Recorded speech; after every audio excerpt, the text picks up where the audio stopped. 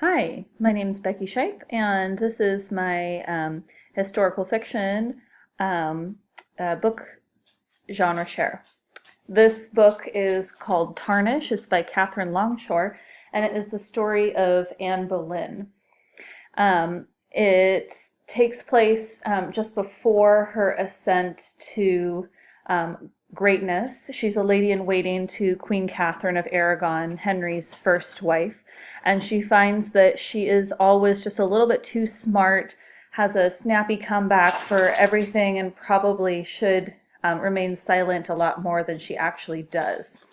Her popularity then starts to swell once the poet Thomas Wyatt, in this version of the story, convinces her to tell the court that the two of them are lovers in exchange for him helping her figure out how to gain favor and attention from everybody at court, and of course, as we know, ultimately from King Henry VIII himself. She knows that she's playing with fire and that she should be careful because she can be cast aside and out of his bed just as easily as her sister was.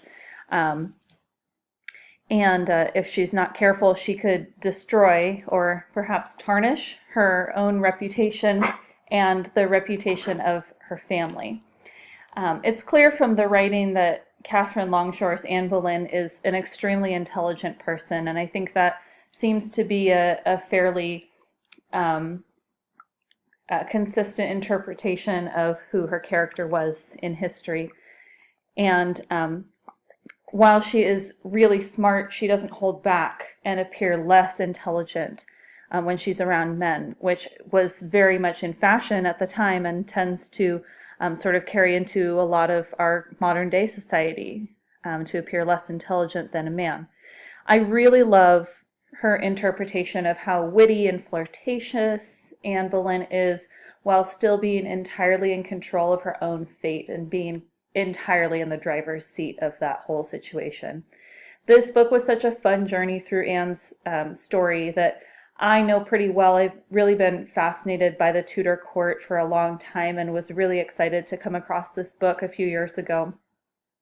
There's so many different sides to the Boleyn story that have been told through the years, and it's hard to know who this family actually was, what you know is true versus what you maybe read in a historical fiction book, and how much of that is actually true. And it might be a fun activity to ask students to study this book in tandem with studying the Tudor court if they have that unit in a history class. I think it would be really fun to look at inconsistencies and ask students to figure out which pieces of the story are true, aside from the obvious ones, and which might have been fabricated a little bit more.